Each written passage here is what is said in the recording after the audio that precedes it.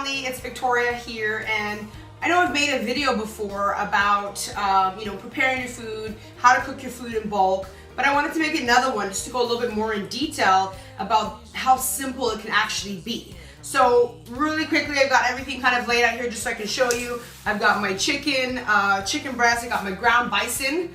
Ground bison, by the way, is a really lean meat.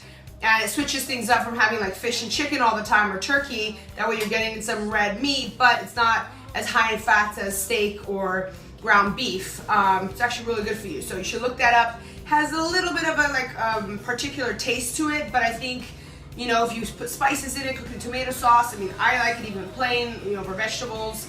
But it's a great meat, very low in fat and very healthy.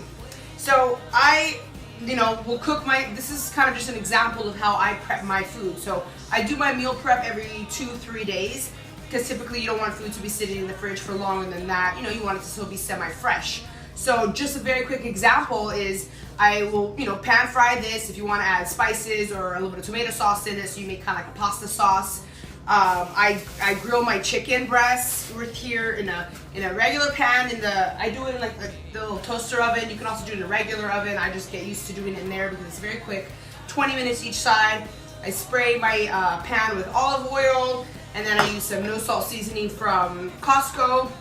I usually don't really cook with salt, and I put salt in my food afterwards.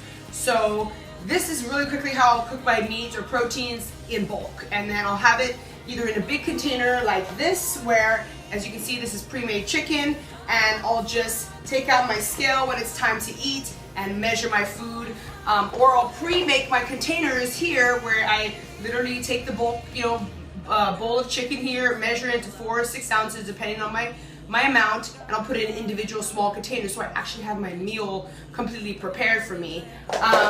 It's super easy. Very easy way is I'll saute a bunch of vegetables. I actually have some. Let me grab them real quick. Just to give you an example. Ta-da! So here you go. I just sauteed some zucchini, green beans, and mushrooms, and a little bit of onion and garlic. And so they would be my vegetables. I would put a little bit of vegetables in with my chicken in a container, and there's my meal prep. So if I'm prepping my meals 2-3 days in advance, this is what it looks like. I put it all in containers, ready to go, and my days are extremely easy. I wake up, go train clients, I bring 1 or 2 meals with me every 3 to 4 hours. I'm grabbing my meal. I keep it in a container or in a little, lunch box like this, so it stays nice and cold. You can put an ice pack in there, and then if you have somewhere where you can heat up your meals, but for the most part, I also eat my food cold. It's not the end of the world, especially chicken and vegetables. Actually tastes pretty good. And in terms of, adding spice to my food or flavor, I'll put a little bit of no sugar ketchup. I personally like the honey mustard, but there's tons of mustard flavors that I'll switch up things with. And then I have my favorite habanero sauce. So this is just kind of an example of how I prep my meals and make it so simple for myself, in that I literally put it in containers, individually packed my meals, so that I get up, go to work or get ready for work, go do my workout, whatever the case is I need to do, and I bring my little, cooler bag with me of however many meals I need to take with me depending on how long I will be out of the house. So it takes time to get on routine with this, but trust me, if you start getting in the mode and rhythm of preparing your meals just like this every 2 to 3 days in bulk, and putting it in big containers and then separating it per day by individual meals so that it still stays fresh. You don't want to group together the same meats and veggies for 2 days sitting in one container. You want to maybe put in separate containers, and then at the end of each day you prepare your individual meals for the next day, so it's all fresh.